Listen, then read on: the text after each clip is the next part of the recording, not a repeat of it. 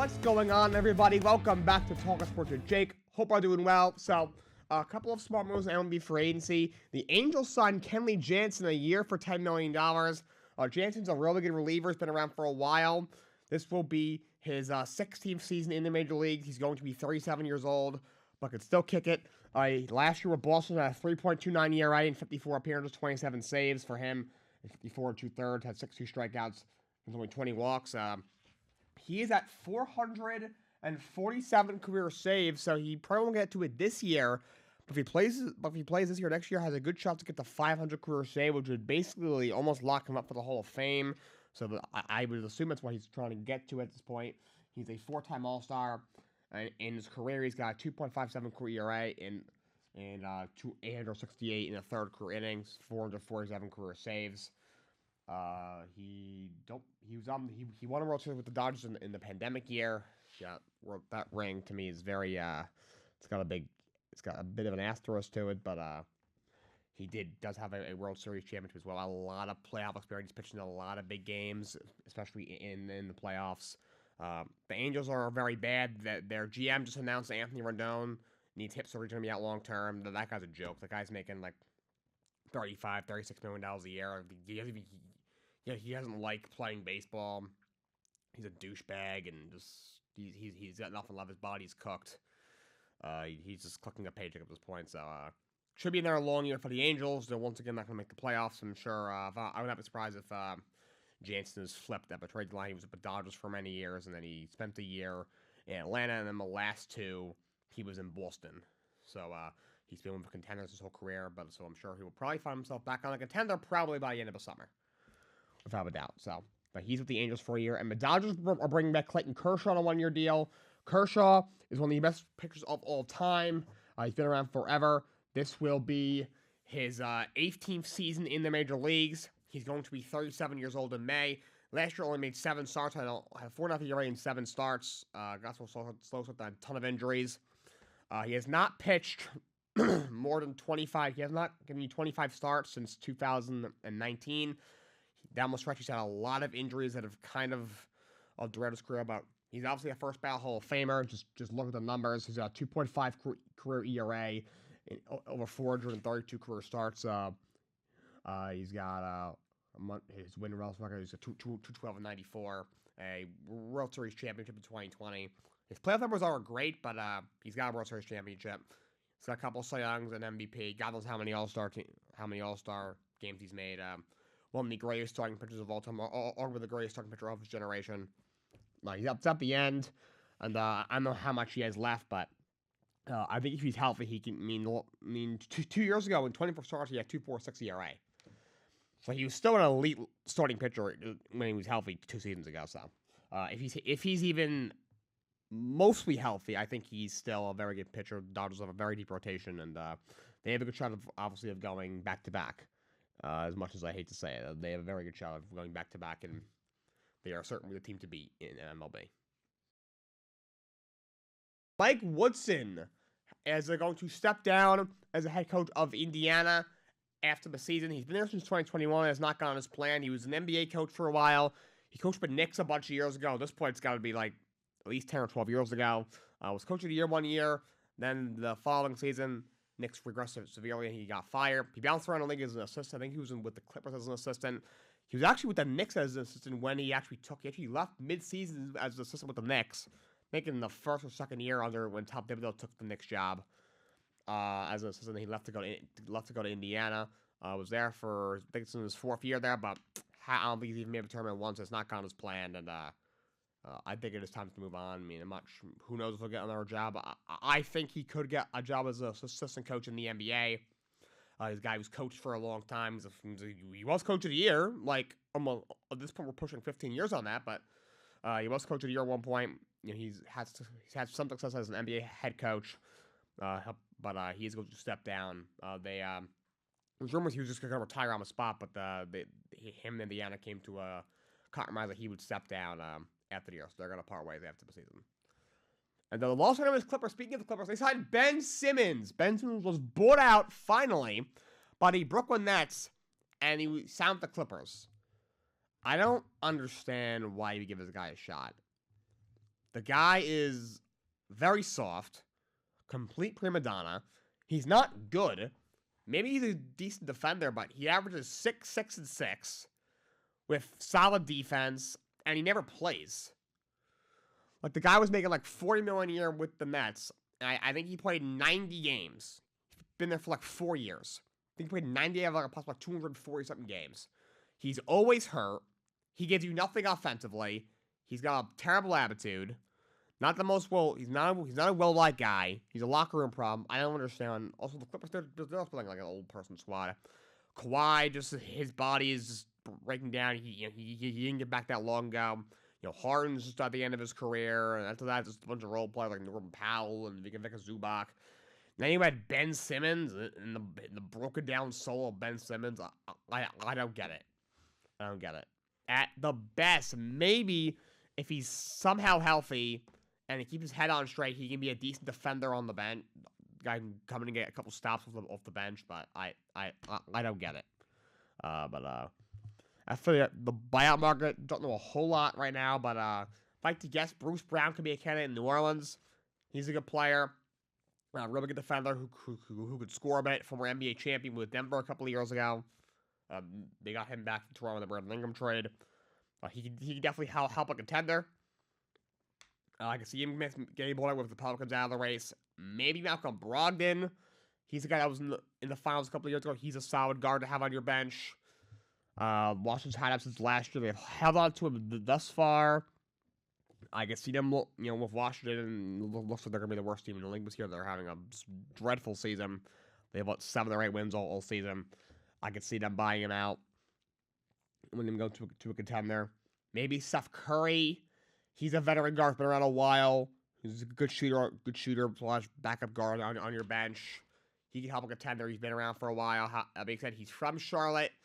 As bad as Charlotte is, maybe he'll want to finish the year with the Hornets. It's kind of a coming home party for him.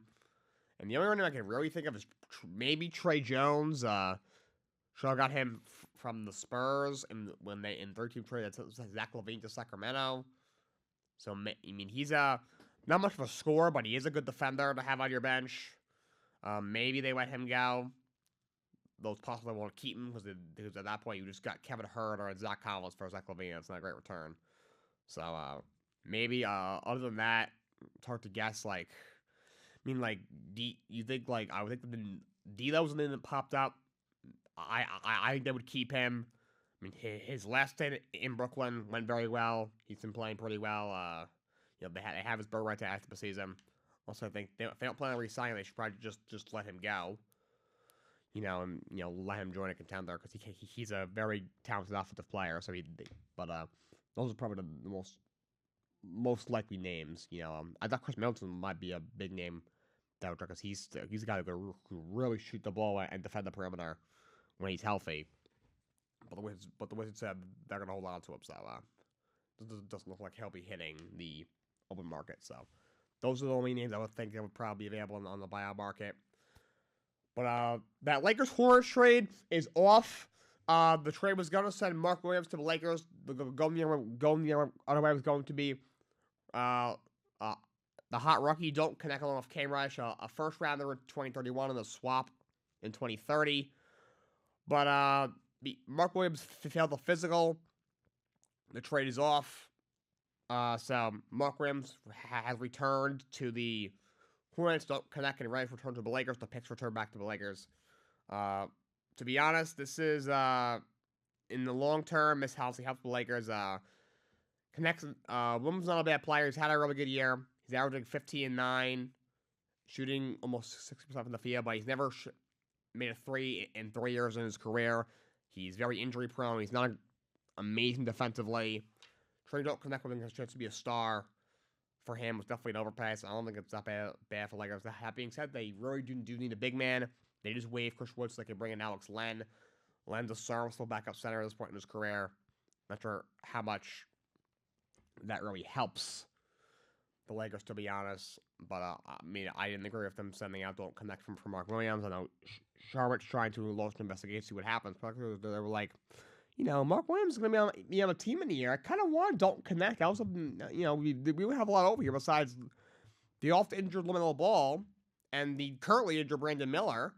There's no one over here. I would have liked Dalton Connect. So, apparently Connect, he didn't play because he's, like, still, like, upset about the trade. I mean, basically told him, oh yeah, I know you're lighting it up as a rookie. You should probably be there starting the lineup. But you're not for whatever reason, because LeBron runs the team and probably taking the headlines away from freaking Bronny. It's probably the reason why, to be honest. And we just trade you for Mark Williams, but now it's like, oh yeah, you're back.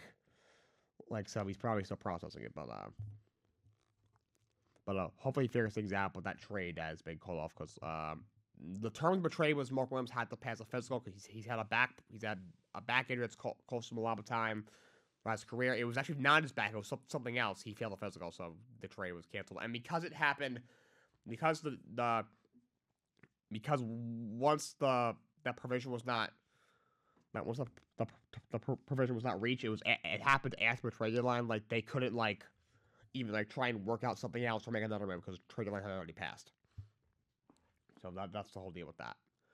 But the Raptors extended Brandon Ingram 3 years, $120 million. Look, all right, so that's the right thing to do. If they traded 2 players and the first-round pick for Brandon Ingram, only for him to walk after the season, that would have been pathetic and pointless. However, I don't know how he fits in Toronto. Like, he's still 27 years old. He's a very good player. Can give you 22, 5, and 5. He's a very good scorer. Could shoot a little bit. He's a good defender. He's a very good player. He's a borderline also. He's also very injury-prone. And also, they have a lot of those guys, like him, RJ Barrett, and Scotty Barnes are all wings who are much better suited at the 3, so, like, looking at the core, you look at their core, it's actually pretty good with Emmanuel Quickly, RJ Barrett, Scotty Barnes, Brandon Ingram, Pearl's has had a really good season. So you look at it, it actually looks pretty good. Then you look at it, it's like, so what are you running Quickly? Between Barrett, Ingram, and Barnes. Is Barnes playing the 4? Like, he's very thin to me to play the 4, so I don't know how he fits in Toronto. We'll see what happens, but he did play 3 years for 120. I think that's a fair contract. You can't lose him for nothing, but... And again, Bruce Brown was... he's a free agent to be. He was going to get flipped. Kelly Olynyk was not in the future plans. He's an older player. He's an average stretch 5 on your bench. He's not in the future plans. But a first round pick, if this is a guy that ends up being a key part of their core going forward, it's probably worth giving him a first round pick. But if not, then it's going to be a very bad trade for the Raptors. And to be honest, I don't see how he fits in Toronto. The New Orleans Saints have finally found the head coach.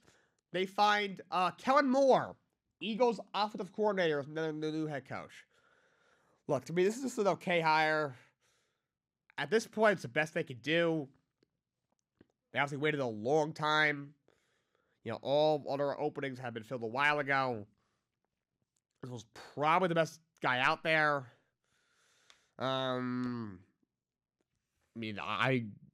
After, because they were looking at Joe Brady, they wanted him. He pulled out of the race, partway so we could focus on, the Bills being in the playoffs. They're looking at Mike McCarthy, who's very low ceiling, but floor is kind of high. He's at least a former Super Bowl winner.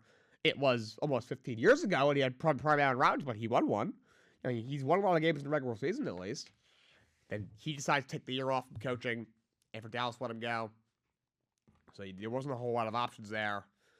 It's the best they could do. I don't really think he's a head coach, but I think he's just the guy, great offensive coordinator, not such a good head coach. Also, it looks like he's bringing in Brandon Staley to be his defensive coordinator. That's a joke. The Saints job is very bad. They've been in cap hell for a decade and a half. Their roster was really old. It's really bad. You don't have a high enough pick because they're in such a bad division. They're able to squeak out a couple of wins here and there. So you're not good enough to make the playoff. You're not bad enough to have a top 5 pick. I think they have the 10th pick in this year's draft or 11th pick or something like that. And I should think it's the 9th pick. Speaking of picks, I got a mock draft coming soon. My first one. We're gonna do a couple of those. But this is probably the best they could do. But I don't see what's ending well. You have an aging, expensive quarterback. You have an aging roster that's really expensive that clearly just can't win. You can't even go 500 in the worst division ever, year after year after year. This is a hopeless situation. The front office is a joke. Ownership's a joke. Now we got this crazy allegations I mentioned briefly with Justin yesterday. Crazy allegations going around. This is such a horrible job. This almost feels like a downgrade for Kellen Moore. I mean, maybe in terms of money, it's probably not, but this feels like a downgrade. I mean, this guy just won a Super Bowl. He's got good quarterback in Jalen Hurts over there. He's got a lot of talented pieces offensively over there. Now he goes to the Saints with an aging Derek Carr, an aging Alvin Kamara, an injury-prone Chris Olave, and a lot of negative baggage. This feels like a downgrade for Kellen Moore. And to be honest, I don't see him lasting more than 2 years. He probably won't cut it. But at the same time, it's like the situation's horrible. So hopefully, for Saints fans' sake and the Saints' sake, he proves me wrong. But I don't see it ending very well. This is just such a bad situation. It's hard for really any coach to really succeed in it, to be honest. But to finish off, Deebo Samuel has he requested a trade from the 49ers, and the 49ers have granted him that request. They will let him seek a trade. Deebo, although he's a former All-Pro guy, did not have a good year this past year. 51 catches, 670 yards, and only 3 touchdowns. He looked visibly upset on the sideline. He clashed with players and coaches throughout the year. He's 29. To me, actually feels older. He's 29, so he's at the very end of his prime. He's had a lot of injuries.